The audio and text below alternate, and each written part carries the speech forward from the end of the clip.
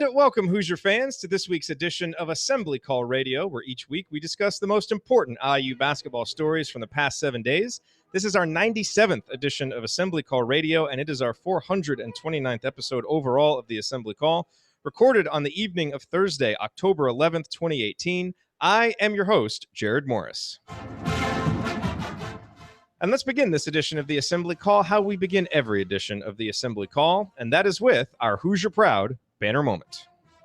And Indiana is the national champion. When it comes down, Indiana will be champion. Smart takes the shot. The Hoosiers have won the national championship.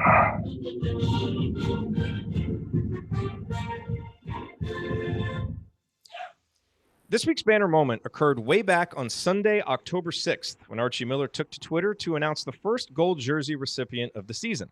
Now, if you aren't familiar with the gold jersey concept, it's something Miller brought with him from Dayton and instituted last season.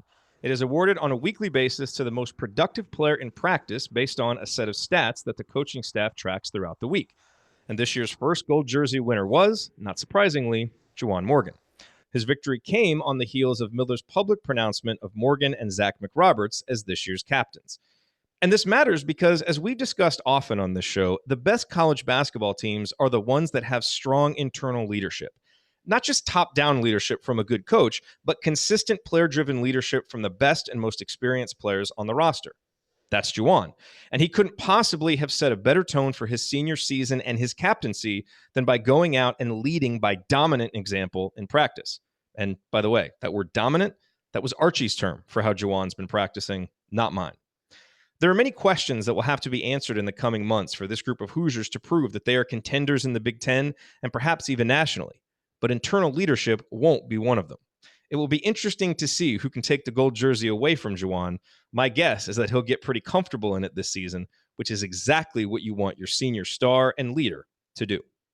Okay, now let me introduce my esteemed co-host for this week's show. Ladies and gentlemen, he is back to my left.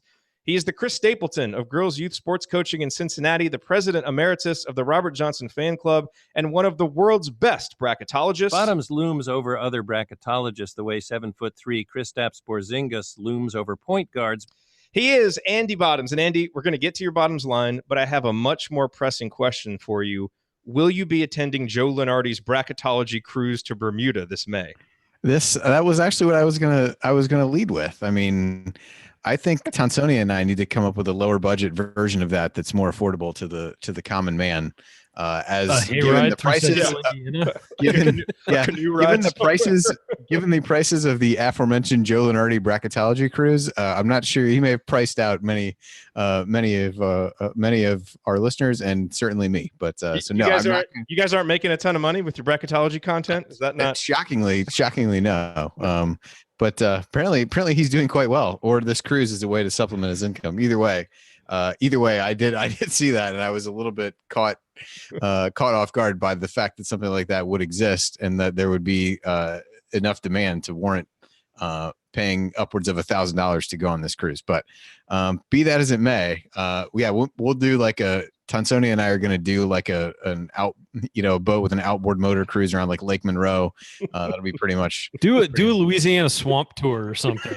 A gator cruise. Yeah, where nobody can hear you over the soft hum of perfect. Anyway, I mean, there's your Bottoms line, Andy. Yeah. There's no good way to transition from the prospects of that. But I'm gonna kind of piggyback on what you said a little bit. One of the comments that came out today was about Juwan winning the gold jersey, and among the many questions that were asked about Romeo, one of them led Juwan to respond that after they had like kind of called out some of the numbers and announced that he had gotten the gold jersey, that Romeo apparently came up to him in the locker room afterward and was like, I got to win that, or I'm going to win that. And I think pretty cool to see, you have the established guy in Juwan, and Romeo is the guy they put up with him at the IU media day. And I think for those guys to kind of pull one another along and motivate one another is an exciting thing to see. And I hope that Romeo's hopes or his premonition that he's going to find a way to win that will come true, because I think that would speak well to how he's performing. And certainly everything everybody has said about him so far has talked about how hard he's worked in practice. So certainly something that seems within the realm of possibility, but excited to see the competitiveness of a guy like that in practice who, not long after being onto campus is already trying to, kind of gunning to take down the top dog at that. So exciting to see from a competitiveness standpoint for sure. And to my right, he's a columnist for The Big Lead and a co-host of The Hangover, but you know him as Indiana radio's most opinionated, polarizing, over-the-top personality. I pretty much have an opinion on everything. He is Ryan Phillips. Do I look like I just woke up? Because I did. Ryan, so glad that you're awake and with us. What is your rant this week? Thanks. You know what? I'm switching gears. I'm not going to do Indiana basketball. I'm going to cover Indiana football. How about that Indiana football team stealing Ohio State's top running back recruit, Samson James, going to Indiana, turns his back on the Buckeyes and will be an Indiana Hoosier, staying home. The Avon kid is going to go. That's what I'm most excited about this week. I know it's media day, but I've been busy with my job and I have not gotten to catch up on all the media day stuff yet all day today. So I will do that on the show. I basically will. That's what breaks are for, right? But no, I wanted to say, I mean, I know we're going to focus on IU basketball. It's kind of slow up until media day this week, so I've had this one in the pocket all weekend, all week. I'm very excited for that.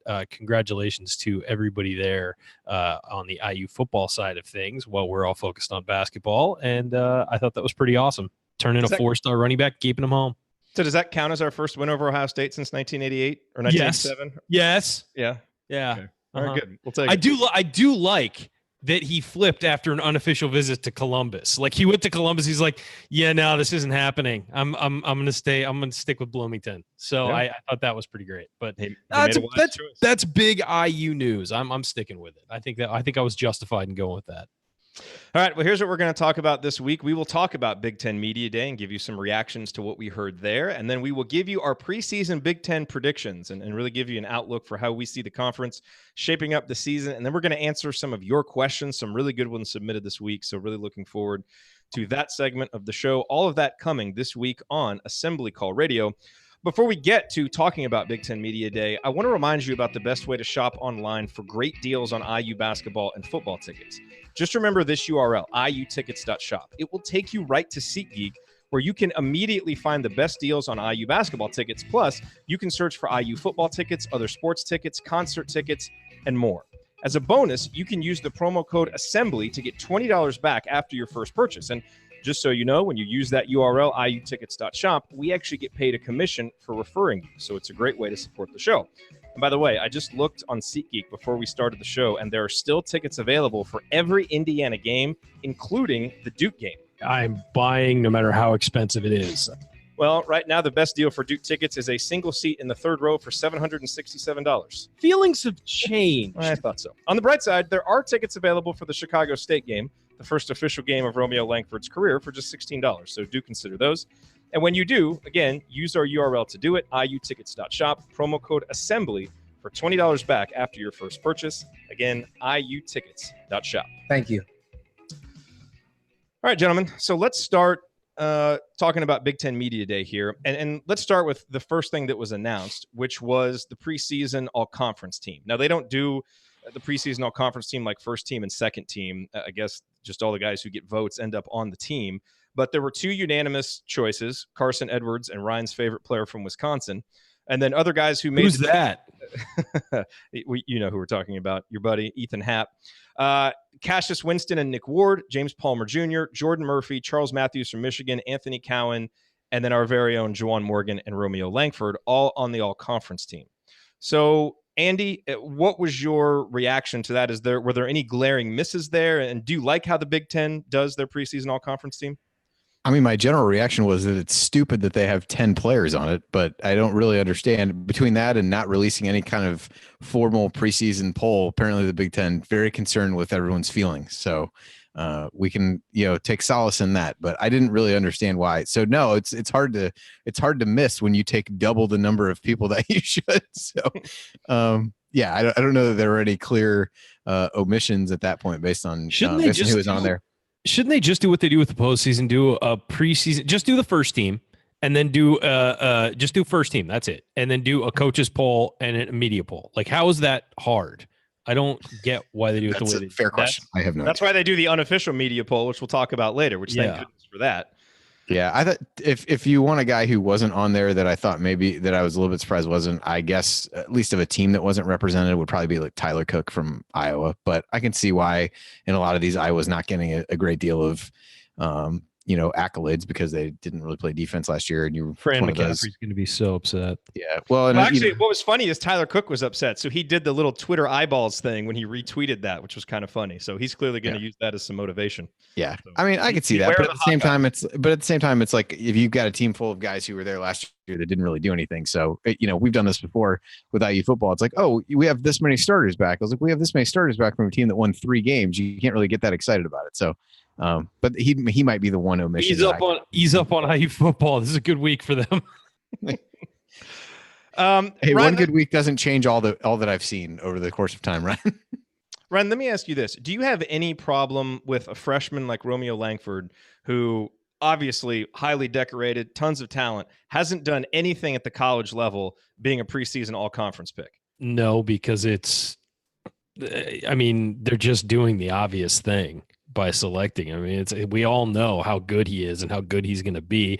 Will he put up the numbers to be first team all conference? I don't know. We don't know. But if you had to look at it right now and say who is the best player in the conference, he's certainly in the mix for that, just based on what we know about him. And yeah, he hasn't done anything yet, but so what? I mean, a lot of these guys have, you're picking these guys based on what you think they're going to do this year, not what they did last year. And so Carson Edwards is a great player. We know that.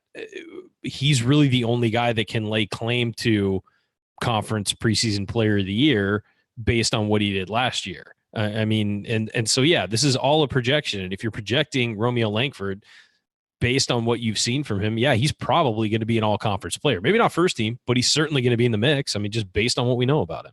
And that's just the world of college basketball right now, that a freshman is going to be on that list. I mean, there are 5-star freshmen all over the place who are going to be on those lists. Yeah. Well, we will give our all-conference teams in Segment 3 when we kind of take our look around the Big Ten and do our predictions. But coming up in our next segment of the Assembly Call, we will give you our main takeaways from what Archie, Juwan, and Zach had to say at Big Ten Media, including comments about the most competitive practice battle that should have all IU fans excited, I think. Stick with us. That's coming up here on the Assembly Call.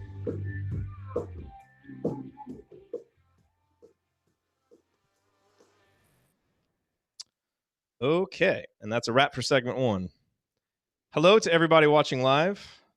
Awesome to see you all here. Worth noting on that flip of the Ohio State guy is that Indiana's running backs coach is former Michigan star running back Mike Hart. You think he didn't love flipping a player from Ohio State to Indiana? Was it you that retweeted the tweet that he sent with like the kids dancing? Yeah. It's really funny. He was excited. He was excited. He was excited. Okay, so we're going to start doing something a little different here in our first between segment break. So you've heard us talking about the chat mob, and we're making the chat mob official. So we are actually going to be inducting people into the chat mob officially. There's a whole process for how this works. Chad and Brian, they're in the chat. They're kind of helping out with this. And so this is the first one of these that we're doing. And we were talking about doing it at the end of the show, but we don't necessarily want people to have to wait all the way until the end of the show. But let me see, I don't want to do this if she's not here, because we're going to induct the first person into the chat mob. But I don't see her here. Nope, I see her. Okay, so we're gonna do it. Because when we started talking about who should be the first person to be inducted into the chat mob, it was quite easy. Because there's one person who has literally been with us. I mean, I don't know if she was there the first show, because we almost weren't there the first show. Andy wasn't there the first show. Yeah, Andy wasn't there the first show. But, I mean, she was there from really early on, was so supportive, helped moderate the chat back in the day when we did the chat on Cover It Live, has shared the show with so many people, comes out every time we're in Bloomington, is just as great a fan and audience member and friend as you could have. And so we're really excited. The first chat mob inductee is Megan Mahaffey. Tax Megan on Twitter. We have a little survey that we send to folks who get this this honor, and she told us that her favorite player is Jordan Hulls. Her favorite moment was the Watt shot, and we asked, how did she discover us? And she just said, as I have described her, she is the OG. So she might have been on that first email thread where we were actually talking about the show. That's how early on she's been a member. So seriously, like from the bottom of our assembly call heart, Megan, thank you for everything that you've done as an audience member. It is you were the obvious first choice to be in the chat mob, and we're very excited to continue inducting new people, but you will always be the first, and it's something that you absolutely earned. Amen. Also a call was on when we took calls back in the in the day. I remember putting her on a few times, even potentially a couple of times against her will, as I recall. She didn't even know. That was back in the day where I would have to hop off the show live while someone else was talking, totally miss what you were saying, to screen the call, and then come back on and have no idea what was just said. It was that was a really bad idea. Really bad idea. Hey, you know what? But we try stuff. We try stuff and we see what works and we keep what works. We don't keep what doesn't. And having Megan as an audience member has obviously worked out just about as well as anything that we've done. So thank you, Megan. And by the way, if you want to come on later on, if you want to pop on Zoom with us, let me know. We can have you on for AC After Dark and chat a little bit. So yeah.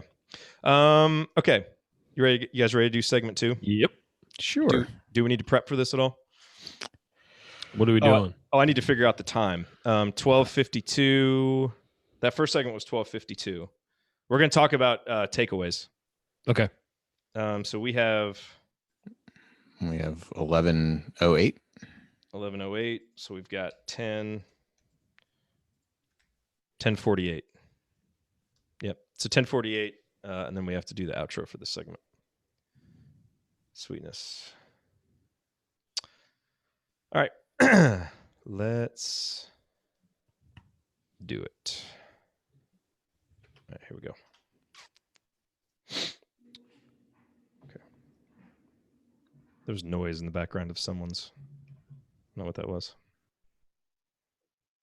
Okay, here we go.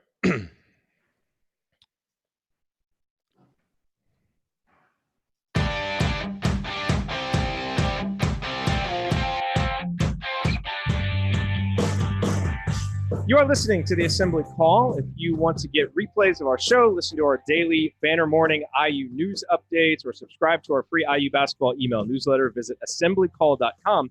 And if you ever want to watch our unedited live broadcasts, then check out our YouTube channel. You'll be privy to all of the between segment banner that doesn't make it into the radio show or podcast edit. On a recent episode, that included Ryan telling outrageous lies about his basketball career, like this one. I was a captain at Indiana. You were no such thing. Tell the truth. Seriously. All right. Check us out on YouTube, youtube.com/assemblycall. I am Jerod Morris here with Ryan Phillips and Andy Bottoms. And guys, let's talk about that was wildly misleading, Jerod. Wildly. Are you saying I took that out of context? I'm offended. Heavily offended. That's what's fun about that, is taking those quotes out of context. I believe you were trying to speak as Juwan or Zach, talking about how proud they must have been. I was a captain at Indiana. Yes, that's exactly what I was doing. Thank you for misleading our audience. But at least I came out with it. Okay, so let's talk about some takeaways from Big Ten Media Day.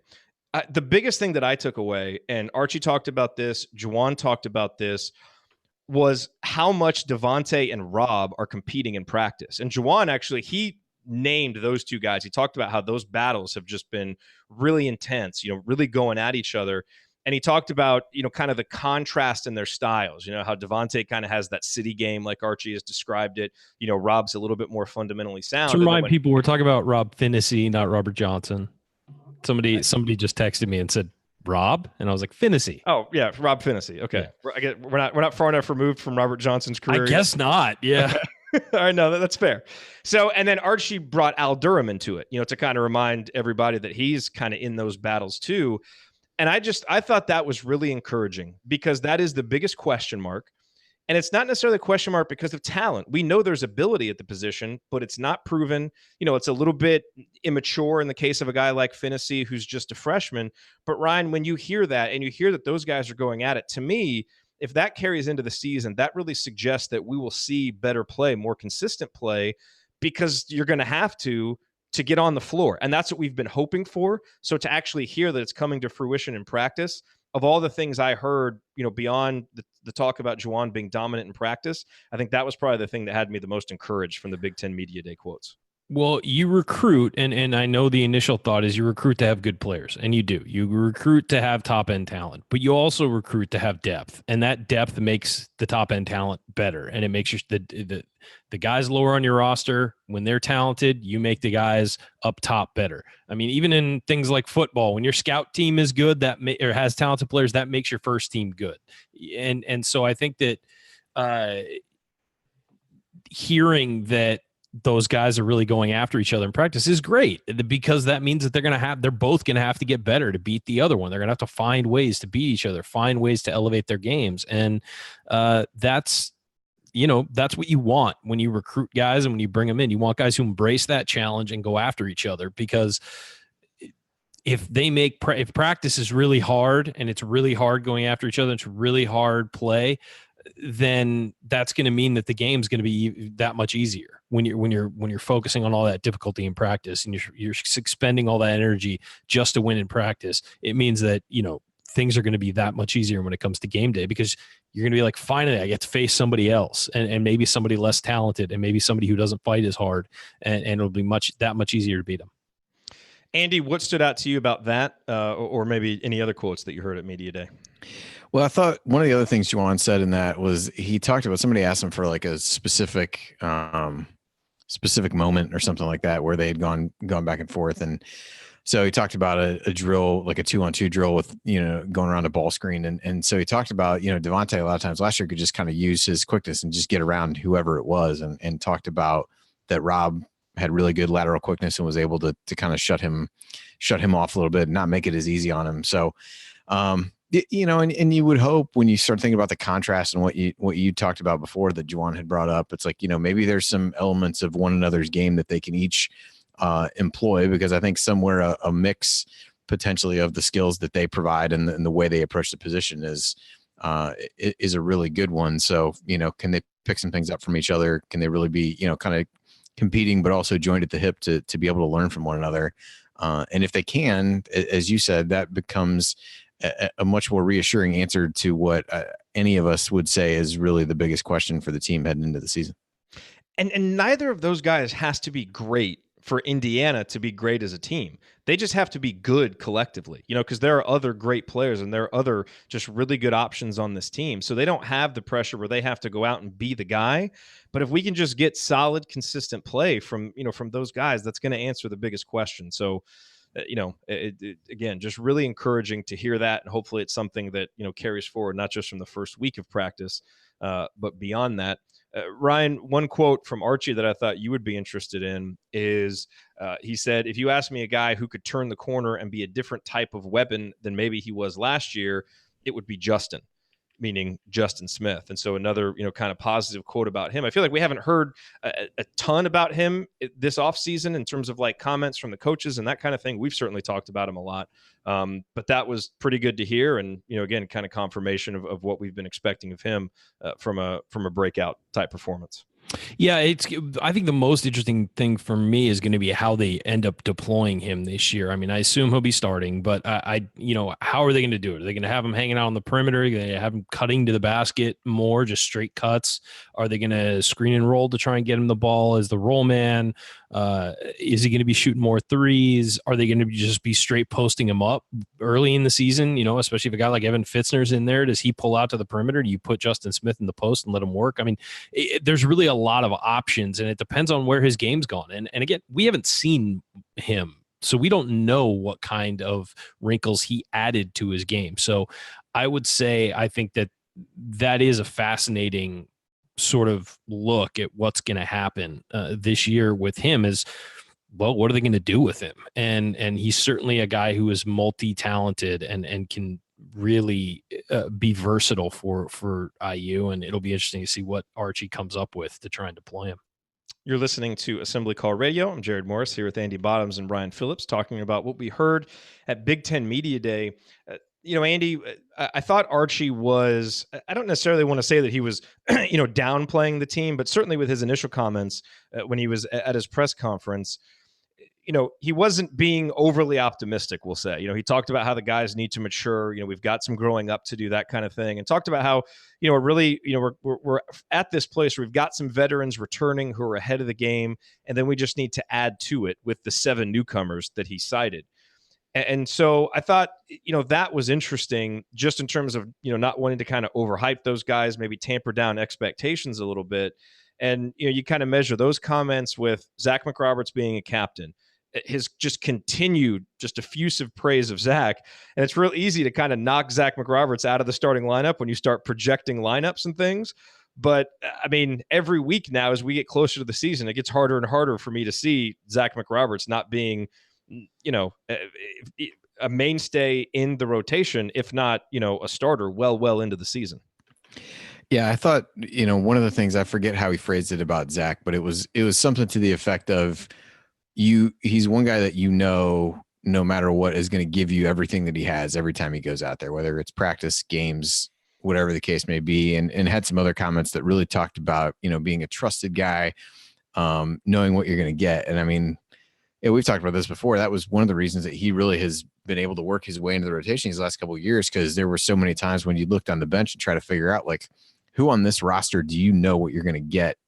Do you know what you're going to get from them on a night in and night out basis? And so, and I think that's one of the things we've kind of come back to in the off season of, you can say that there's all these other guys there, but for a guy who's trusted and does the things that Archie wants to do, it's going to be hard to unseat him from a spot in the rotation, because he really didn't, hasn't done anything to play himself out of it.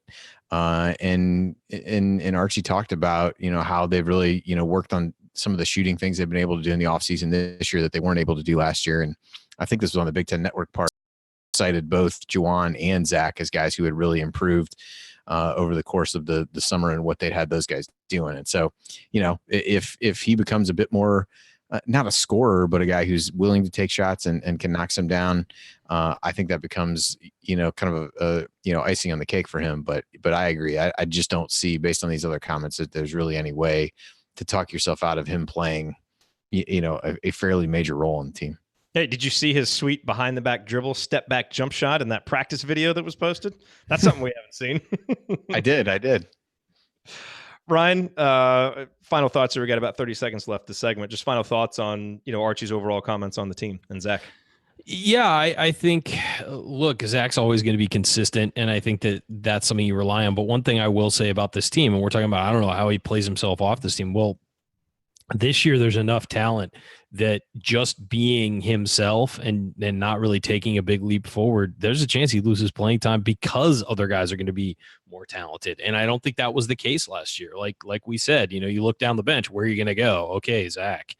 But this year there is going to be a lot of talent. So these guys are all going to have to be constantly improving, because there are guys waiting there to take their jobs. Yeah.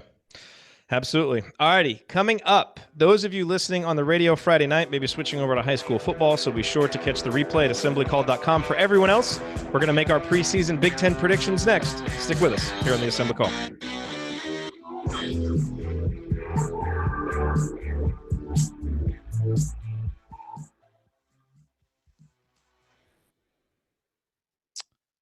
All right. Right on schedule. Nice job there, Ryan. It's funny you mentioned that behind the back thing for McRoberts. I took Mallory. Hannah's gone to this too. There's a guy who coaches one of the boys basketball teams around here, where he does like skill things on Sunday. So last Sunday was the first time I took Mallory. So she's on the low end of like the age range that's there. And so he's having them do this stuff. And one of the things is like getting them to try to like dribble behind their back and do whatever. So they have this drill where they got to dribble through these cones and like go behind their back and take a shot. So at first she was real hesitant to do it. Well, finally she would start trying to do it or whatever. So I'm like, I'm going to take a video of this. So I take the video. She actually completes the behind the back part and then like airballs the shot at the end of it. So I thought of that. I was like, well, if he does that step back, I mean, they may have other footage of him missing that shot, but that looks a lot less impressive when you see somebody do something cool, but then the final result's not great. So worked out good for him that everything was there, but it was pretty fun. Yeah. It was like that video that was going around of Lonzo Ball's first 3-pointer of the preseason. Everything looked good until it didn't make it past the day. Yeah, no, the shot looked great. Everything was excellent. awesome. Yeah, and then it just dies right before the net. What am I getting called out for in the chat? I'm sorry, I don't have YouTube up. Well, Joel got here a little late, and he said, "I come on, and Ryan has a bad take about Zach." So, What was my bad take? That he needs to continue to improve? Oh, I mean, it's a good hot point. take theater here on Assembly Call. Come on, guys. I mean, This is why we get emails with the subject line, Ryan's being stupid again. We can't. We're gonna. And we need to hit that. We'll see if we have time to hit that later. If we push that to next week, there's a lot that happened. That Ryan's being stupid again. I read that. I just started laughing. You guys can disagree with me. You'll be wrong, but you can disagree with me. It's fine. I don't care. About Zach or about the team next year? Anything. I'm always right. Like, time has proven me right on virtually everything. Okay. You know that's true, Jared. You've even said it on this show. Not everything. Every now and then. You're right about something. Every now and then. The Juwan Morgan thing. Okay. You were right There about are times when Jared plays the sound clips that I'm not sure whether it's really Ryan talking. That was one of those. I had to like flip back over and be like, is Ryan actually saying these things right now? Or are these actual things that Jared's just pulling? I mean, that one I'll say it at any time. I'm typically right. I also said OG Anunoby would be a first-round pick, and that he was the sleeper of that recruiting class, and nobody believed me. You did not say he was going to be a first-round pick before the season. You said he was the sleeper of the class. No, I said he's the sleeper of the class as a freshman, and then, I mean, before his sophomore year, we all talked about draft stuff, and I said, yeah, he's going to be a first-round pick. Oh, yeah, before his sophomore year. Well, Everybody knew that before his sophomore year. Not everybody knew that. No. He got hot around the Kentucky game. Some guys said it, but then everyone cooled on him. I also said that Syracuse is the one team that could beat that friggin' team. Okay, so that's 3. We're gonna go back and find all the things that have been wrong.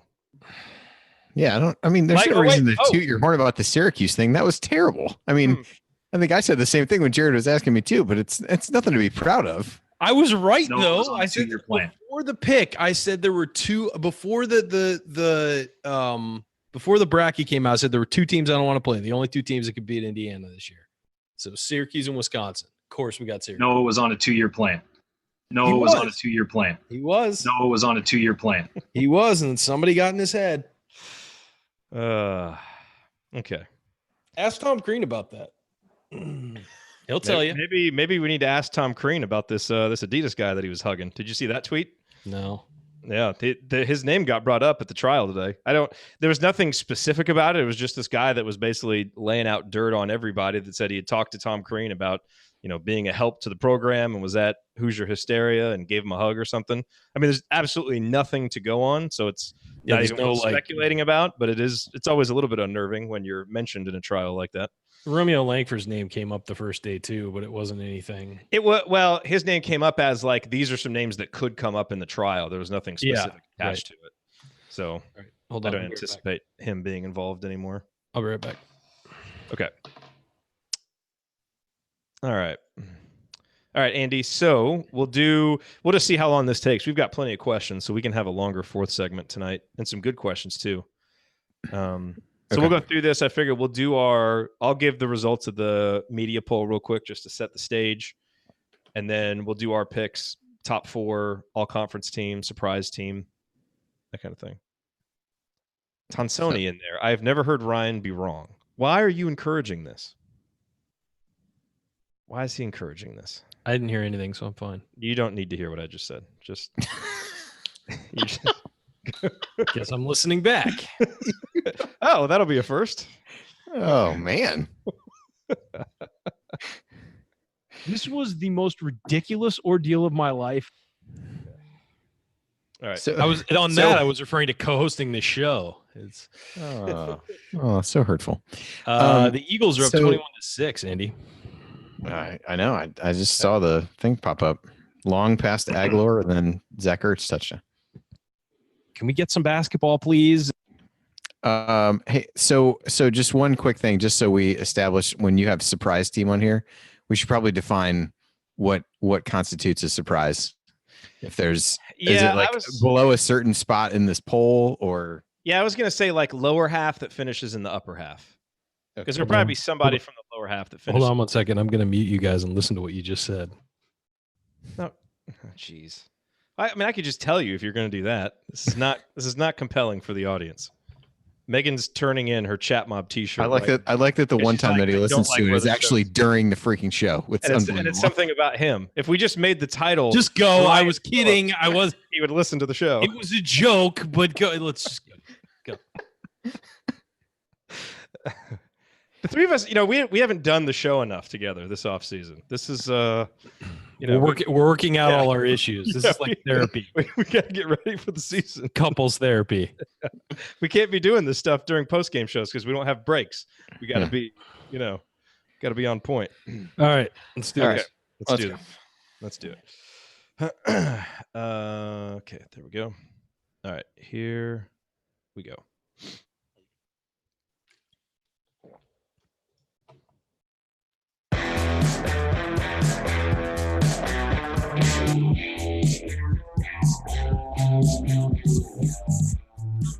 Welcome back to the Assembly Call. If you are a serious IU Hoops fan, then you need to be subscribed to our free IU basketball email newsletter. There's a high-level operation going on out there. You will get our Six-Banner Sunday news roundups, as well as our detailed post-game analysis emails once the season begins. This content is why more than 6,000 of your fellow IU fans are already subscribed to our list, and joining them is easy. Just text IU to 66866 or go to assemblycall.com. That's IU to 66866 or go to assemblycall.com. Make no excuses. Can we get some basketball, please? Okay, back to talking basketball. I am Jared Morris. I'm here with Ryan Phillips and Andy Bottoms. And guys, we just talked about Big Ten Media Day. Now let's look ahead and give some Big Ten predictions. We talked before the show started about how it's kind of silly that the Big Ten doesn't really do any official preseason polls. They just kind of do this big, 10-person all-conference team. But fortunately, the Big Ten media, they handle this. They do an unofficial media poll. Dylan Burkhart and Adam Jardy. Dylan Burkhart covers Michigan. Adam Jardy covers Ohio State. They kind of spearhead this, and they get responses from 2 beat writers for each team. So it's a pretty comprehensive poll. They released their results this week. Indiana finished 3rd in the preseason conference standings. Michigan State was 1st. Michigan was 2nd. Then the Hoosiers. Then Nebraska, Purdue, Wisconsin, Maryland, Ohio State, Minnesota, and Iowa rounded out the top 10. And then for their all-conference team, Juwan Morgan made the first team all-conference, and Romeo was the unanimous choice for Big Ten Freshman of the Year. So I thought it would be fun for us to present our Big Ten predictions. Yeah, so let's do that. Andy, do you want to go first and give us, let's start with standings. We don't need to go all the way down, but let's just do maybe the top 4. I think that'll be interesting. Yeah, that's fair. So I would probably have actually be pretty close to what theirs was. Michigan State, Michigan, IU 3rd. And then to me, it was kind of a toss-up between Purdue and Wisconsin for 4th. I guess I'll say Purdue just because of Carson Edwards. I just am not totally sold on Nebraska. I know everybody gets excited that they have, a number of guys back, but let us not forget that they really didn't beat any tournament teams last year until maybe I'm not sure they beat any tournament teams the entirety of the year. And that was, they talked about that, going in where that they should be considered. So they were not popular on the Bracketology Cruise. Yeah. Not popular. No, not really. But they were 13-5. I guess they'd beaten Michigan. So I take that back. They'd beaten them, but they were 13-5 in the league, but the way the unbalanced schedule worked out, they really didn't play a lot of the better teams in the league. So that record looks gaudy and you can look at that and say, hey, they've got guys back, but I'm just not as high on them maybe as some other people. So I'll put Purdue in that 4th spot, but I could see Wisconsin there as well. Ryan, how do you see the Big Ten shaping up at the top? Just from seeing it shake out, I think Michigan State, if I was going to pick today, I'd say Michigan State. And I also, by the way, think it's going to be it feels like a down year in the Big Ten. So that's why I'm shifting it this way. How do you define down year in the Big Ten? Just in terms of top end teams? Because it sure feels like it's going to be competitive. I think the middle and lower end of the conference is not going to be very good. I think the top end teams will be what the top end teams are. They'll be solid and they'll be good. And I think Michigan State, as always, has a chance to win a national title. I mean, they're not my pick, but I think that they'll certainly have the talent to do it. It depends how it fleshes out. Last year, they looked like a surefire pick to go to the Final Four, and then they really didn't play very well most of the season. So I would say I have Michigan State number 1. I put Indiana number 2 just because of the depth of talent and the high-end talent with Morgan and Romeo Langford right now, just looking at it, I'd put Michigan third. I'm not a huge fan of Michigan. I just think they're well coached. And again, I think it's Purdue and Wisconsin in a fight for that fourth spot. I'm going to give Wisconsin the edge a little bit because in this league, I think you do need the post players, and unfortunately they have one I really don't like. So I'm going to put Wisconsin at number 4, and I think Purdue just lost a lot. This isn't an indictment of Purdue and their roster. I just think they lost a lot, and so I can't really put them as a team that I love. I mean, Carson Edwards is great, but other than that, I'm not really sold on their roster. When I look, just to go back to your question about the Big Ten, Jared, about like down years, I would take probably the opposite stance of what Ryan said. I think there's probably not I don't know that any team really belongs in the top 10, maybe even the top 12 heading into the season. Maybe that's fair too. I mean, maybe that changes, but I think, 2 through, you could maybe even argue that Michigan State's not a clear-cut number 1, but I think that's kind of a talent argument for me, talent plus Izzo. But I think, 2nd through theoretically 7th or 8th, I think you've got a lot of really good teams in there, but come tournament time, do you end up with a bunch of teams seated between 6th and 10th, as opposed to having very many on those, top 4 seed lines. I feel like it's more like that. So I think that's how I really feel. Competitive, but not necessarily. I just think there's not a clear, last year you had Michigan State and Purdue were just so much better than everybody else.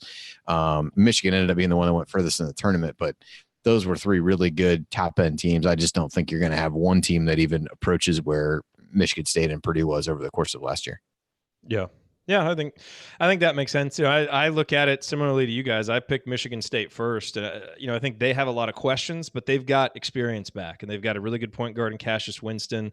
Nick Ward apparently is kind of ready to step into a bigger role. And even though they lost those 2 really talented guys, Tom Izzo also doesn't have kind of the challenge of trying to fit them in and maybe even playing them out of position a little bit. And so the pieces, even though they'll be less talented, the pieces might fit a little better this season. I put Indiana second because Indiana has a lot of questions, but you start going down the rest of the Big Ten teams, they all have as many questions as Indiana does, but Indiana has 2 players that are better than most of the players on the rest of those teams, certainly in terms of a duo. And then I have Wisconsin third, just because the rest of the teams didn't really separate themselves for me, and I think Ethan Happ is going to be the player of the year in the conference, and so that was kind of the tiebreaker for me. And then Michigan fourth. I know. But I mean, he's going to put up the numbers, and he is a really good player, despite our challenges with him. Unless traveling becomes a point of emphasis this year from an officiating standpoint. I mean, he's got the pathway is right there for him to put up big numbers. Yes. Yes. And then, Michigan, I think they've got a lot of questions too, but it's kind of John Beilein to me now kind of gets the Bo Ryan respect treatment where it's like, you got to kind of knock him down before I'm going to believe it. So I put them in the top 4 just because I guess I trust their coach more than anybody else. So a lot of similarities there between our rankings. Let's talk about surprise teams. So, Andy, in terms of criteria, let's talk about a team that finished in the lower half of this unofficial poll that we think has the best chance of jumping up and getting into the upper half. Well, I mean, I feel like it would be cheating a little bit, but technically Ohio State is in the lower half, and they would be one that I think when you look at them from a sheer talent standpoint, they lose Bates Diop. There's no kind of clear-cut star of the team. But I just think when you look at what Chris Holtman's done, I think they become an intriguing team that maybe they slip in there because everybody's pretty evenly matched. But if I didn't pick one of those, I guess I would say Minnesota if they can get good point guard play. When you look at the roster, I mean, they really have between Jordan Murphy, Dupree McBrayer is good. Amir Coffey's back. I mean, they have talent. They don't have a lot of depth, and the point guard is a question mark because I'm not sure Isaiah Washington is really a guy that can slide into that role with Nate Mason finally gone. But I think if they do that, then maybe they can figure things out. But they've been so, 2 years ago they were, come out of nowhere and shock everybody. And last year they, have some off court incidents and then turned into a complete tire fire. So I'm not really sure, what their real program is like, but they'd be another one just based on talent that I think could jump up there. Hey, I mean, Richard's going to have his dad's full attention. He's not doing anything, so maybe he can help him with some coaching. Yeah. Well, once he's done being dumbfounded by what's going on in college basketball, maybe he'll shocked. Absolutely maybe he'll pick himself up off the floor and be able to help his kid out. Yes. You're listening to Assembly Call Radio. I'm Jared Morris here with Ryan Phillips and Andy Bottoms. We are giving our predictions for the Big Ten season. My surprise team, I thought about Minnesota too, but, it's tough for me to trust the coach, but they do have a lot of really good talent. The team that kind of stood out to me is Iowa. And I know, we all kind of laugh about coaches you can trust, Fran McCaffrey. I know. And that's my problem with them. And the fact that they were so atrocious defensively. I mean, they were like, Tom Crean's worst years level bad defensively last year. But they do have almost everybody back, and continuity does mean something in college basketball when there's so much turnover. They've got a really good player in Tyler Cook. So, it's again, you're looking for a team where, not a lot is expected preseason. A lot of things go right. Give me the team that has the most continuity. So, and Fran McCaffrey talked today at Big Ten Media Day about how defense was a big emphasis for them. So, I know it's easy to kind of look at them. They're ranked down. It was. Hey, well, I know. It's all talk until we see it, but they're a team that I think they're certainly going to be dangerous. Like, they're going to be a frisky team this year that has a chance to beat anybody on any night, but they could also lose at any time unless they shore up that defense. So, well, there's a good nickname for Fran now, Mr. Frisky Fran. Frisky Fran. Yes.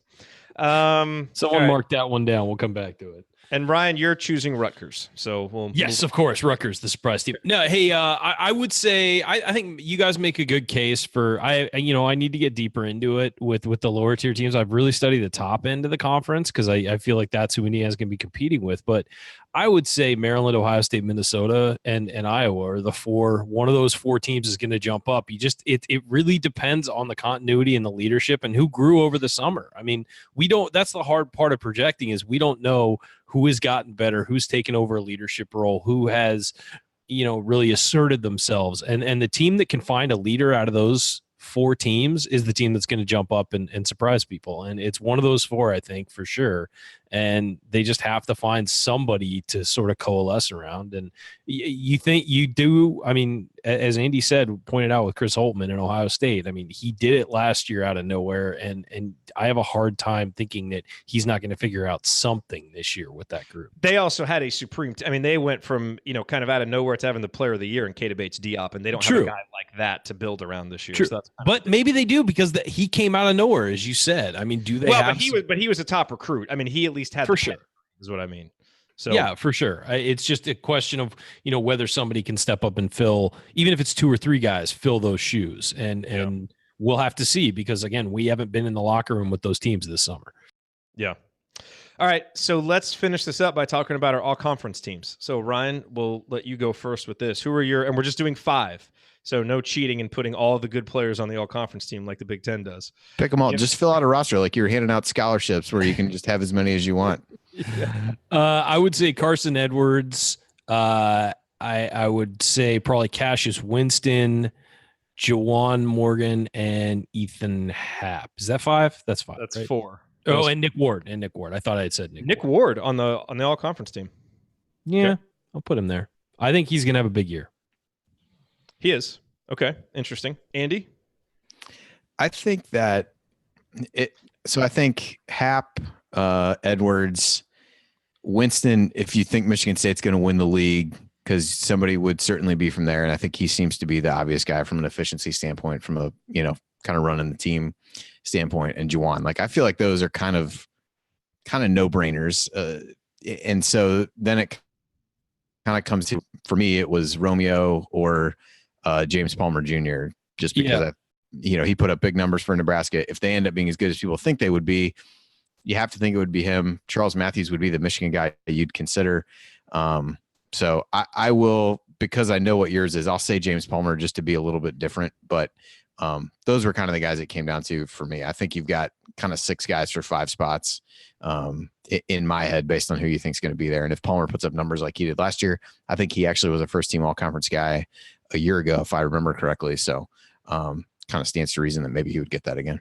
Yeah. I would echo what Andy said about Palmer and Matthews. They're certainly in the mix for me. I'm putting Nick Ward in there because I think he might get votes for defensive player of the year and he might sneak on to the first team. That was my guess. But Palmer and Matthews and Murphy are all certainly in there. Yeah, look, Edwards and Happ, those are obvious ones. I think Winston is too. And then, Juwan, I think to me. I think he's a clear-cut choice. And it is really hard to figure out that last one. I went with Romeo because I do think Indiana's going to finish in the top 2. And I just think if it comes down between he and Ward or Palmer, one of these other guys, he's the most talented player among those guys. And so I'm kind of trusting his talent, even though he doesn't have the experience. I'm trusting his talent, his ability, and just kind of his name and reputation, and the fact that the story of a freshman getting on the first team All Big Ten, might end up swaying some voters. So I'm putting Romeo there, and yeah, that's a homer vote having 2 Hoosiers on there. But I also think Indiana has the best duo in the conference, and so if it's going to be 2 guys from any team, that's who I think it'll be. So, and I think if Indiana and Michigan State are at the top of the conference, like I think they are, it's reasonable to think that one of those 2 teams could get 2 guys on it. So and the other thing with Romeo is, does he have a couple big games that make him stand out to guys who don't watch him every week? Like, does he have a 40-point game somewhere in a conference game where he's just draining threes, or and that makes you stand out when the guys are voting? So it really depends. Does he have those big standout games? Yeah, and you're just going to hear about him more than James Palmer Jr. or these other guys who are really good players. Don't get me wrong, but Romeo's got the hype behind him. And if he lives up to that, I think he's going to end up being rewarded for it, certainly as freshman of the year. But I think also, he'll end up getting on the all-conference team too. Any final thoughts about the conference before we wrap it up? I mean, from my perspective, I do think it's going to be really competitive, and I'm looking forward to seeing who asserts himself in the middle of the league and who can really emerge from that pack. Because, if that's IU, we all have them kind of on the the upper edge of that cluster of teams. Then I think that bodes well. I think you're just going to have a lot of good, but maybe not great teams. And somebody that you don't expect is probably going to fall out of that group, and somebody that you don't expect might rise to the top of it. And hopefully I use the one that does that. If I had to pick one that would fall out of it, I'd probably say Maryland. I think we've seen Turgeon do less with more, I guess you could say, in the past, where you've got, decent amount of talent. I think people look at the talent that they have, decent recruiting class, and a few of the guys they got back, and I think it's going to go well. But I think we've seen that before with them, and it hasn't panned out quite as well. And what we can't predict is things like injuries and suspensions. That killed Minnesota last year when they were highly regarded. And I'm sure, something like that will hit somebody this year. And that's the stuff that you can't predict, which is why, teams that aren't expected to do well do a little bit better, and things get a little bit jumbled from where they are in the preseason. So I think it'll be a fun, competitive conference season, though. And I'm excited that we're going to get 20 games of it. So looking forward to it. I felt like we had an amazing conversation on all levels. Here we go. Coming up in our final segment, we are going to answer some more of your questions, including one about Indiana's in-state recruiting and a couple of hypotheticals that are actually really interesting to ponder. That is next here on the Assembly Call. Stick with us.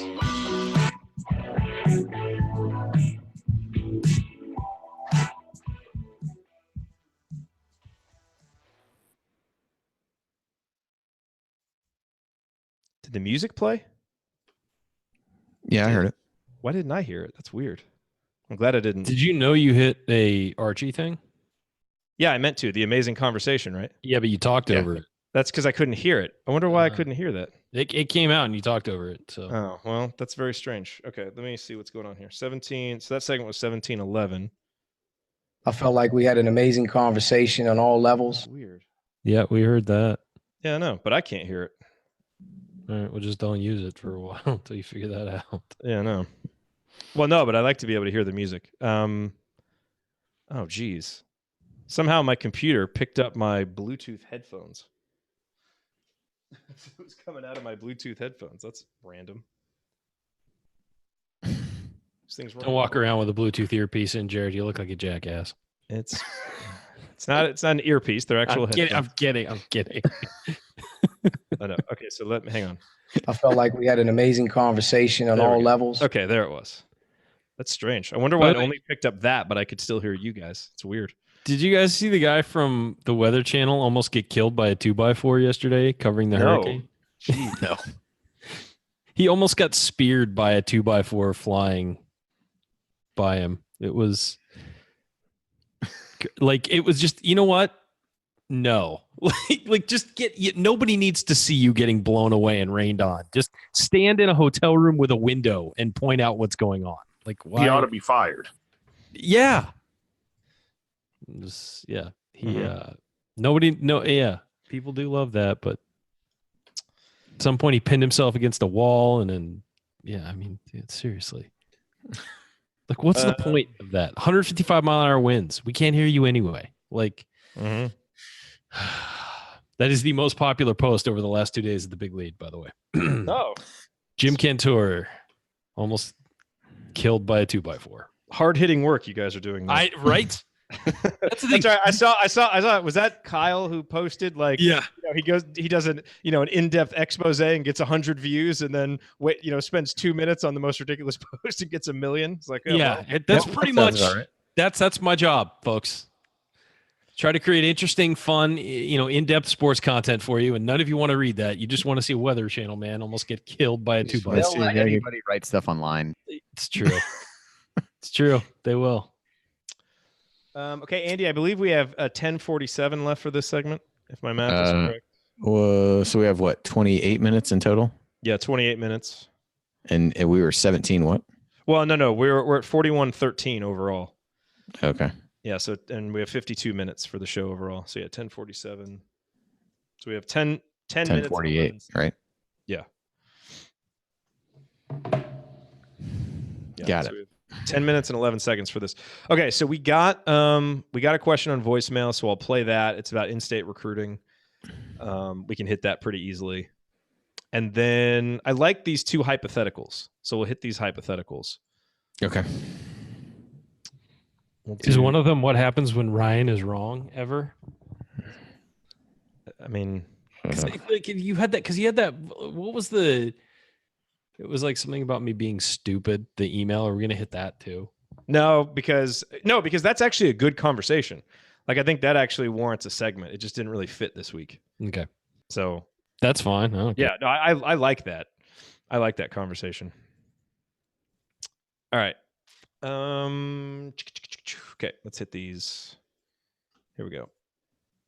We all good. Yeah. All right, you guys ready? Yep. Okay. Here we go.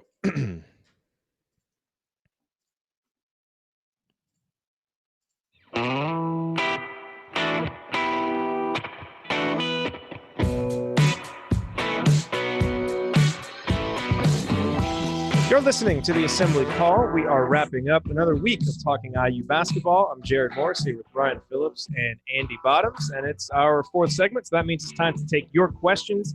If you ever have a question for the show, you can leave us a voicemail throughout the week with your question at 317-762-6253. That is 317-ROB-MAKE, or you can send us a note on Twitter at Assembly Call. So we did have a voicemail question, and let's hit that one right here off the top, guys. This is from Chris. Hey, guys, this is Chris R. Payne. Big fan of the show. With IU seemingly turning the corner on in-state talent, what took so long? Was it the coaching priority? Is it the national recruiting phenomenon? Or is it these guys have never seen IU be an elite program? I'm currently on a 2-year plan. Have a good show, guys. Number one, just a phenomenal inclusion of the inside joke there. Noah was on a 2-year plan. So he was. Kudos to Chris for that. Nice job, Chris. Hats off to you, my friend. That was good. Well done. That was good. Okay, so Ryan, do you want to hit? I mean, I feel like we've hit this before, but let's hit it again here. It's always good to remind. It was a number of factors. One, big time programs were going after the state of Indiana, Duke, North Carolina, whoever else, Michigan State, Kansas. I mean, so that's always going to make defending your home turf tough when big time programs come out. And look, if a kid goes to North Carolina, I mean, obviously we found out a lot of crap about North Carolina, but we're talking like 10 years ago before all that stuff came out. I think if a kid went to North Carolina, he said, you can't really hate that. It's a great school. They compete for national titles. You can't really be mad about that. And I think Indiana, what they did in turn was started looking outside the state and trying to draw kids from states without huge basketball powers in them. New York, Georgia, Alabama, states like that. And that was sort of became a focus. Now, when Tom Crean came in, they did do some in-state recruiting. They got Cody Zeller. They got Yogi Ferrell. They got Jordan Hulse. I mean, they did grab in-state talent, but he also had sort of the philosophy of lock down a lot of in-state talent and go out and cherry pick other places. The problem is some of that in-state talent didn't work out. We saw it with the movement. And I think that soured not only coaches in the state, but also soured the program a little on, okay, well, we're just going to default to the best in-state talent because it's always going to work out. It doesn't always work out, but it doesn't work out, when you go out of state too. So I think that the best recruiting philosophy is obviously lock down the state as much you can, but you do have to go outside the state sometimes. I mean, if there is a great game-changing recruit somewhere who wants to give IU attention, go get him, and you have to. But of course, the focus should be in state for sure. I think that everybody agrees with that. Everybody knows the amount of talent here, and also I like what this staff has done. Not just in state, but also the surrounding states, Ohio, Minnesota. If you've got players in Illinois, if you've got players in those areas, go get them close to home too, because those players know the Big Ten. They know what's expected of them at a place like Indiana. So I do like that, but I do think at times if there's a guy from out of state, maybe across the country, who's real good, you do have to occasionally go cherry pick those guys. And that's always been the case at Indiana going back years, is that you can go out and get the best regardless of where they're from. And Crean also just didn't, and you kind of alluded to this, but he just didn't have great relationships with the coaches in state. And as they soured, didn't do what he needed to do to repair them, and didn't invest like Archie has in the coaches in the state to build that goodwill. That's a huge long term. And you hear coaches talk about this. I know Archie's talked about it. You recruit programs as much as you do players, because the good programs in the state constantly have good players coming through them and constantly have top end talent. So you're recruiting coaches as much as you are players. You're recruiting families as much as you are players, and you're trying to just sort of, get in that. Create pipelines, basically, is what I think the idea is. Well, I think the other thing you see with Archie's general philosophy, and we talked about this too, is Crean was offering nearly everybody in the top X of a given class, and I think you've seen Archie really prioritize certain players. Many of those to this point have been in-state guys, but just not casting the wide net, making it clear who the priorities really are, and I think that really, in some ways, regardless of what state you are, is what these guys want to understand kind of where they sit in the pecking order. And I'm not sure that was always clear when you've got, 25 offers out to, the top 40 kids. All right. So here's an interesting question from James. Andy, go to you with this first.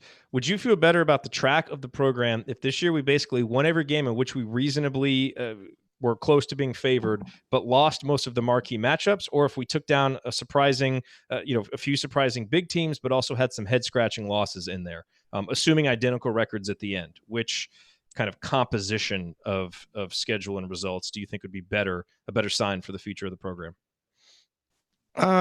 Boy, that's a good question. I'm going to lean toward the latter, where took down some big teams, but had some head-scratching losses. I think, the first one, you could make the argument for winning the games that you're supposed to win, because that is kind of progress compared to a year ago, where you don't have these kind of, how did this happen? How did you lose to Rutgers in the Big Ten tournament, the Indiana State and the Fort Wayne games there as well. But the other thing that was missing from last year was those marquee wins that kind of prove to the players, prove to the fan base, like, yeah, we can get over the hump, and here's where we are. So I think being able to win a few of those marquee games would solidify, hey, things are on the right track.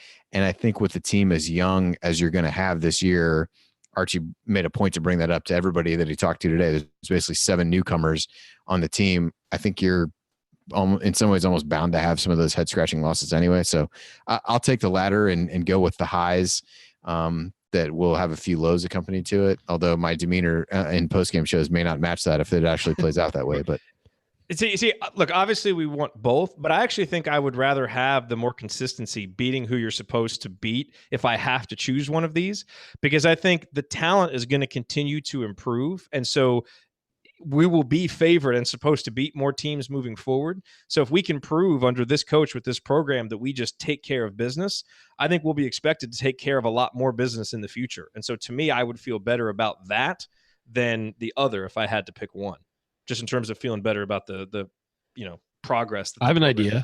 How about we just go undefeated? That was not a productive answer. Just saying. That's the way to solve that. That is the way to solve it, though. All right, let's do that. Let's go undefeated. Okay, Ryan, here's one for you. This is from Jeremy. What would you rather have? A subpar season where we barely make it into the tournament and then make a run to the Elite Eight or finals, or win a Big Ten championship, get a 1 or 2 seed in the tournament, and then lose like in the Sweet 16 or before?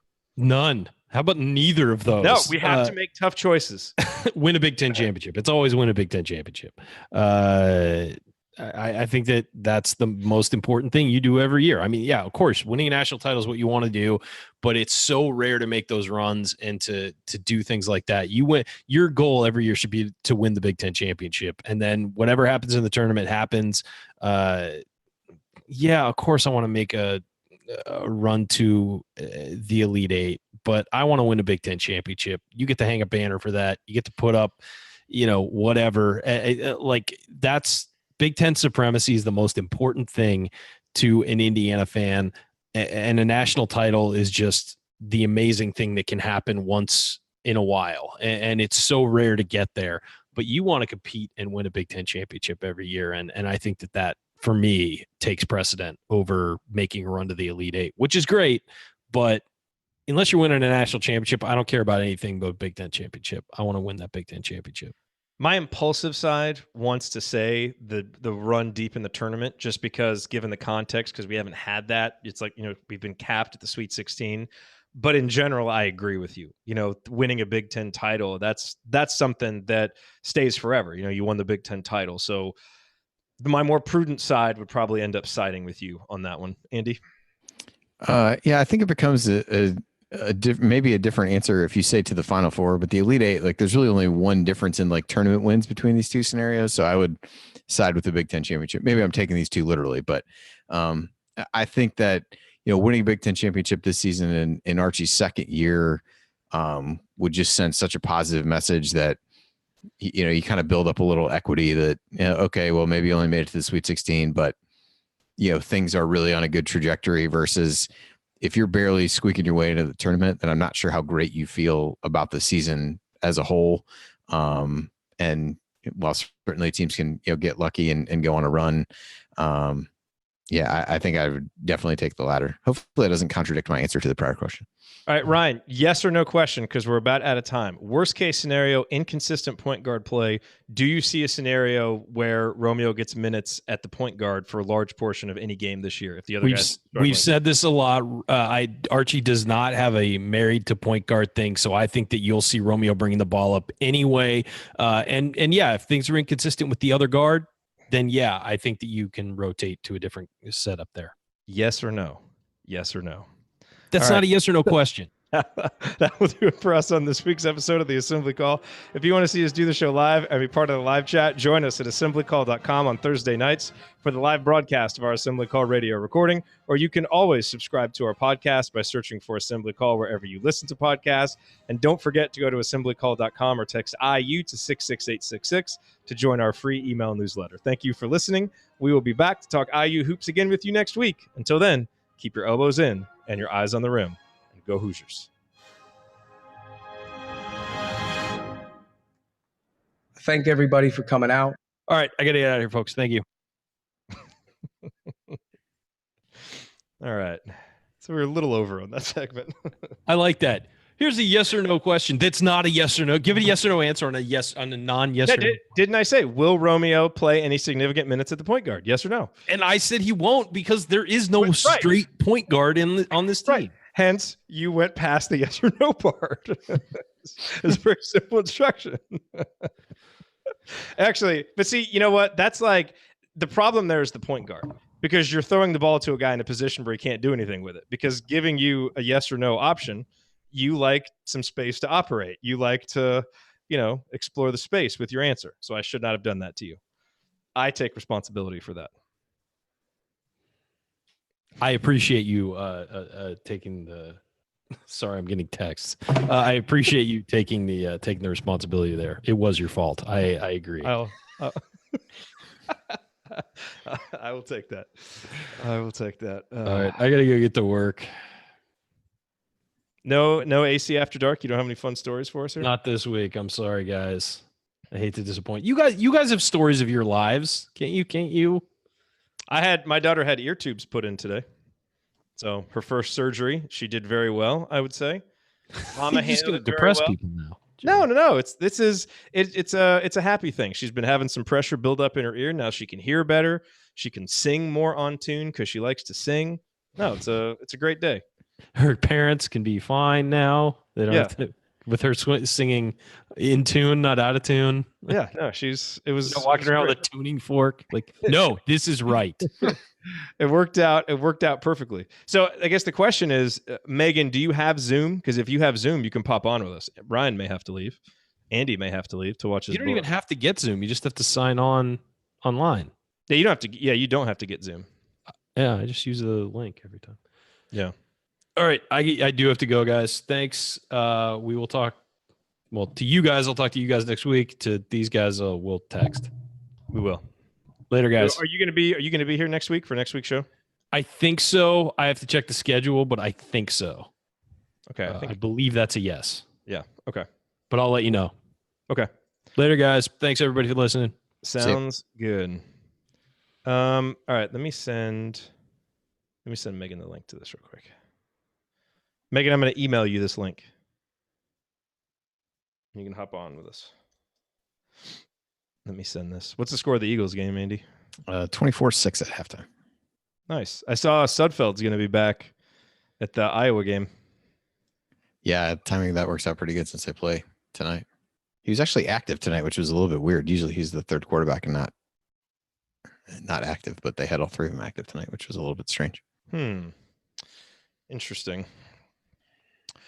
Oh yeah, Chad. Yeah, shared the link to the forum. By the way, Chad, I saw the Chat Mob shirt. Did I forward you what the Chat Mob shirts look like, Andy? Yeah, you did. I think they are last awesome. week. They are awesome. And then if everybody, hopefully you guys all got into the community, the new private IU basketball social network that we started. If you haven't, send me an email and I'll send you the link to it so that you can get in there. Lots of good conversation happening in there. Interesting to see how that goes. Ryan's mom is in there. Ryan isn't in there yet. So when I set up the event, to see Diane. I can't wait to see Diane post some stuff. Yeah, my description for this show was join me, Andy Bottoms, and Diane Phillips' son on tonight's episode because Ryan wasn't in there, so I couldn't promote him. Joel wants in. Send me an email, Joel, and I'll send you the link. All right, let's see here. Megan is muted. Let me unmute you. Are you coming on with video, Megan? There she is. Here I am. Megan! Congratulations. Well, thank you. Do you have... your daughter has a birthday this week, and now this. I mean, I don't really know how things Andy, could get I have much a really better for you. important question. Did you see my video from yesterday? I saw part of it, but wherever I was on my phone, it wasn't playing. It wasn't it was trying to play, but it wasn't really working. So I did not go back and watch the entirety of it. It's only 40 seconds or something like that. It's not very long. It may be my parenting win moment. Oh no, I missed this. Where'd you post it? Did you post it everywhere? Of course I posted it everywhere. Yeah, no, so it's on my Insta is where it's based, but it's through Facebook and stuff too. But I donned one of those inflatable T-Rex costumes. Mm-hmm.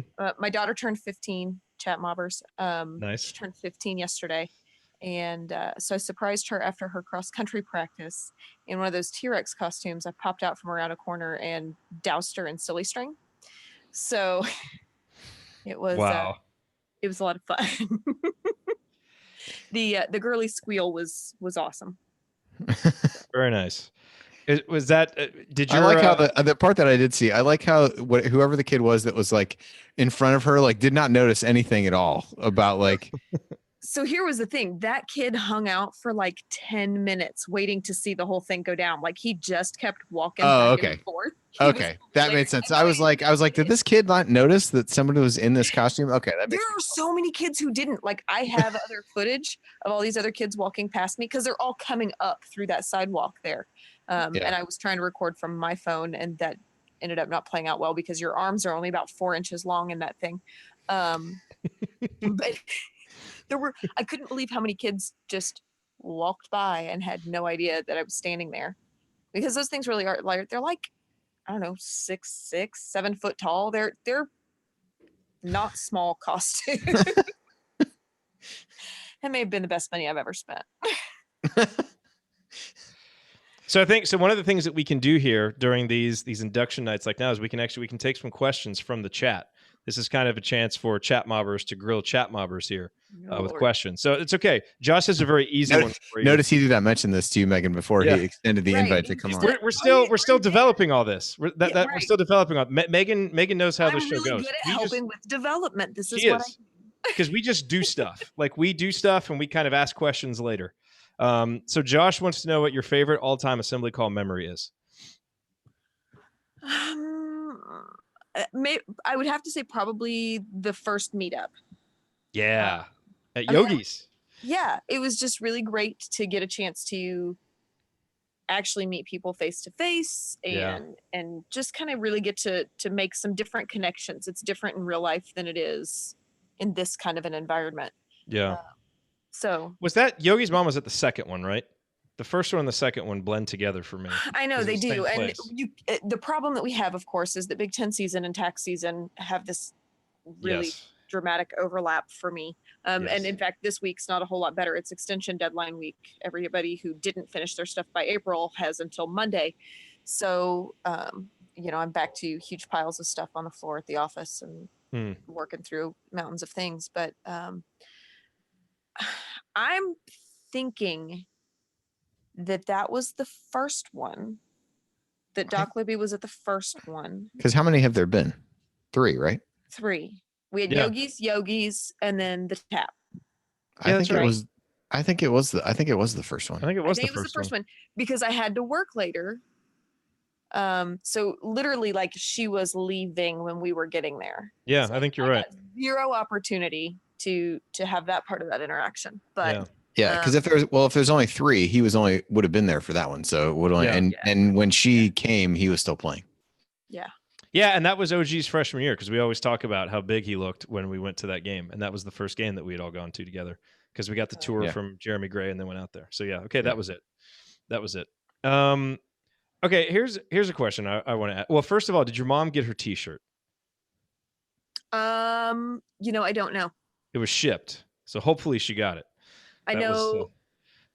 I'm figuring you're not a good moment for me. Hoosiers Hysteria Weekend. Oh my gosh, you turned like the deepest, most powerful shade of crimson. You did a fine job with that part. It was basically the color of the shirt that I'm wearing right now. It was pretty funny. Yes.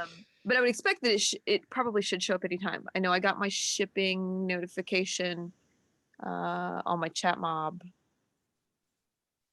yesterday or day before and don't have it yet. So, I mean, we should be getting close. Timing should be pretty similar-ish. So let me ask you this. A couple day head start. So. Okay, good. Why? So as we said, I'm pretty sure you were the first person that ever listened to the show. You had to be. Certainly one of them. Why back then, when we were kind of still first getting things together and didn't really know what we were doing, why did you keep listening to the show?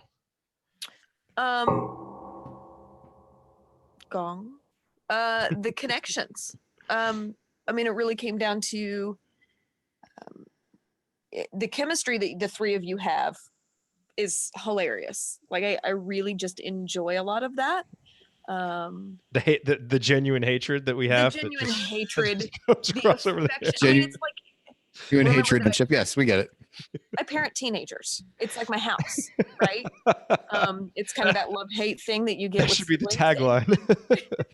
If you parent teenagers, it's like your house. It's perfect, but we get into. We've done a little bit of everything from kind of surface stuff to really digging deep into kind of the meat and potatoes, if you will, of what's going on. Mm-hmm. I grew up on IU basketball. I'm always looking for things that I can follow and engage in. And now I think that's the other part of it. You guys are so engaging with the rest of us. I mean, hi, Chat mob. Really? That doesn't happen with most podcasts and things like that. You don't get that. You don't get that same level of engagement. And I think that, if we turn around and we ask Coach and we ask, Jen, some Chad, some of these people who have come in and have been involved, and, names that I see and I recognize and I know, we're all engaged, not just with what happens here, but then on other sides of things as well. I think social media plays a good role in that. Like, we have that opportunity to maintain those connections above and beyond. You guys do things to reach out and communicate, not just share a link of what your next show is or whatever. And that makes a difference. Yeah. Well, and we've been incredibly fortunate to, have, all the people that you mentioned, people like you and everybody else that has made the community aspect of it so great. So that's what makes it rewarding for us. It takes it to the next level, because it's easy to sometimes, and Andy, we've had this conversation. It's like, all right, we're going to go stare into our computer and talk about college kids playing basketball. So what are we doing? But it's like, it's about something more and bigger than that. And just having a place to come congregate, which was really, going back to when we started the show, kind of the whole original purpose for it and vision behind it. Right. So it's awesome to see that actually come to fruition. So very cool. What would you are, obviously, first person inducted into the chat mob. What would you say to aspiring chat mobbers who want to reach the heights that you have reached? That's like career day. This is exciting. Yeah. Drink a lot. That's certainly how I survived some of those earlier seasons. Oh man. Because right. We used to drink a lot during the show. We don't do that anymore. I haven't done that in a long time. But Speak for yourself. Those first few seasons, there's too much stuff to keep track of now, so I can't do it anymore. But right. Well, one of the first things you ever sent me, Jerod, was a wine cork. That's right. I remember that. But yeah. I do. I have a wine cork that. Yeah. I think it comes back to what we were just talking about, though. It's about the engagement. It's, show up, be part of the conversation, ask the questions, laugh with the rest of us, laugh at some of us. That's cool too. Because it really comes down to the chat mob, and I'm sitting down here and I've got kind of an area above my desk, and I've got a "We Love Our Bench Mob" printout that I had done. We live very close to Bloomington's airport. And so one of the things that's very tradition for my family, my dad's a pilot. I track flights on a regular basis, and we go to the airport and meet teams that have had either really hard loss or great successful run on something. And so or Billy Donovan, one of the either way. Maybe. Definitely have had journalists ask me for gate codes when we were trying to. I believe that was during the Kevin Wilson hire. I heard from a sports media member going, "Hey, did I hear you have a gate code for the airport?" I'm like, dude, there are FAA regulations in play. Like, those people know me. Let me not get anybody in trouble. But that bench mob mentality, the chat mob mentality, the part where we just engage and become part of a group makes all the difference. Yeah. I agree. It's the group that makes it powerful. I've got a question from Ryan. He's actually popping back in here. So, what do you take away from tonight?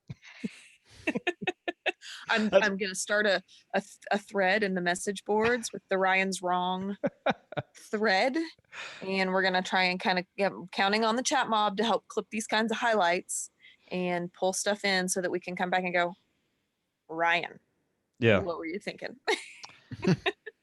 I should have been easier on him tonight because he was like 3 minutes early. He was here at like 7:57, and usually that doesn't happen. So he only got up once to go get a water, and there was no screaming about hangry. It was a good night for Ryan. Ryan had a good night. He did. Andy, do you have anything that you'd like to ask Megan? We're keeping her from her either sleep, which I'm sure she desperately needs. Overrated. Okay, good. No, Not really. Well, here's the one. So I joked earlier about like I remember we would like put you on when you had either, and I don't even know that you intended to be put on. I think you just called because like at that point you could like call and listen to it on live on your phone. You could listen. Which is basically like the only way that you can't listen to the show now, ironically. Yeah. So Right. yeah. So I actually wonder, were there any of the times that we put you on that you actually wanted to be put on, or were all of them just like, oh, hey, somebody called, let's put them on and see what happens? Right. I think there were 2 times that I can think of that I called and pushed whatever the appropriate series of numbers were that was supposed to be what said, hey, I'd like to talk to you. One was I was actually leaving Assembly Hall after the game, and I don't even remember for sure which game it was or what the specifics were, but there was something there, and I had called and I had some thoughts and, had called in, was listening because, again, that was really the best way to do that because data was still $8 million a minute or whatever. Yeah. But you could call in. And then the Kentucky game, the Watt Shot game.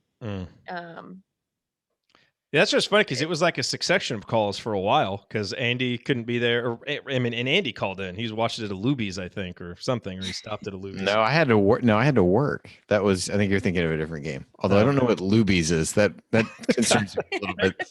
That that's a name that came to your mind, but I can assure you, I've never been anywhere named that. But maybe I'm mixing things up. And Brian, I've been to some questionable places, but that is not among them. Luby's is just a restaurant. It's a nice family restaurant here in the South. Well, it doesn't sound like it, so I just wanted you to. Is that like Joel's Golden Triangle question from several weeks back? Yeah, no. So Watt Shot Night though is definitely the one that really stands out because obviously, Jerod, you were kind of flying solo, and that's a fun one. That particular game. So my mom and my husband's birthdays are 3 days apart. Mom's is on the 9th, my husband's is on the 12th. So on the 10th, we just all got together at my mom's, ordered a bunch of pizza to watch the game, and that was that. Like I said, somebody may have been Coach in the chat was saying something about, well, was Mom really supposed to be our first inductee? And I said, yeah. Yeah, I mean, she definitely has played a role, but that was really the first night that she had any familiarity with you guys, because I didn't always watch there. I am an adult and don't always hang out at my mom's. I can just imagine her eye rolling at the silly points that we must have made after that game.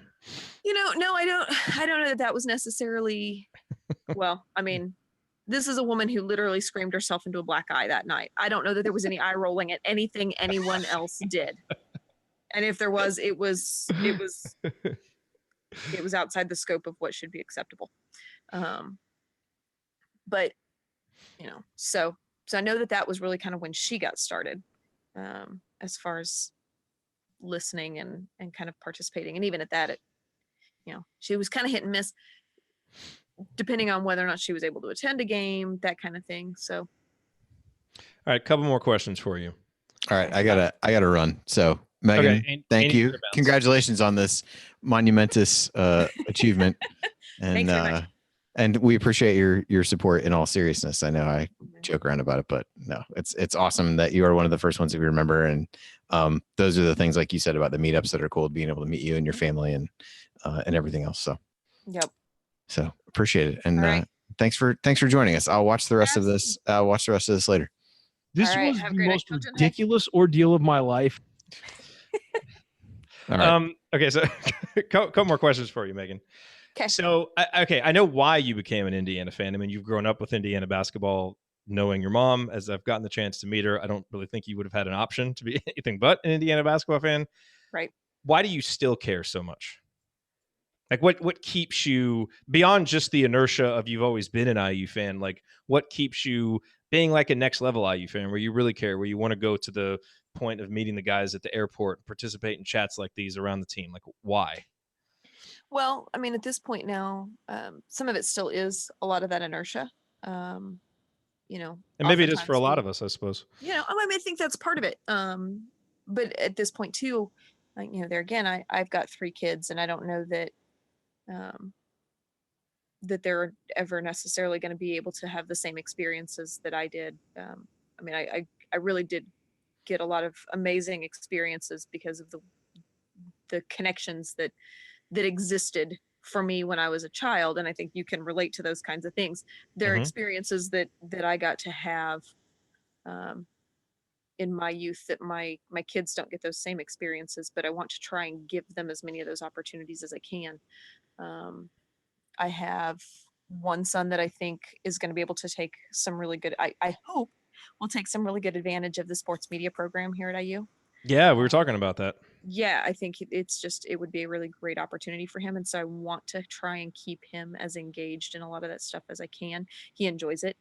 You know, but even though my kids don't have that same level of attachment for that, there's something about watching young people succeed and overcome trials and tribulations that speaks to me in a lot of ways. Yeah. And we're certainly a program that's had our fair share of trials and tribulations. We're a program that has been successful. We're a program that has the opportunity to continue to be successful. And you got to be there for all of it. I think that's important. And so for me, walking away from it just never made any sense, or backing down. It's certainly gotten harder. There again, I went into tax professionally, which makes the Big Ten season just a disaster and a half for me. But every game you'll find that we've got the radio switched over, we got Fish on, I mean, it's just, there are things that are just, they're a part of my blood. So. By the way, congrats to Jennifer. I just saw in the chat, her daughter made it into IU, which is awesome. Congratulations. So she will be going, I believe, from Katy, Texas. I believe that's where Jennifer is, to Indiana. So that is awesome. Good for her. Good for her. Okay, so last question for you. What does success for IU basketball mean to you? I mean, I'm sure you want to win a national championship as much as anybody, but you don't strike me as a, banner or bust type. Like what does success mean for you? What, and what in the absence of it would turn you away from IU basketball? What? Well, here's where we come back, and we talked about this a little bit when you were here for Hysteria. For me, one of the things that's super critical for this program is that we focus on the student athlete. Banners are great. Great recruiting is great. Winning games is important.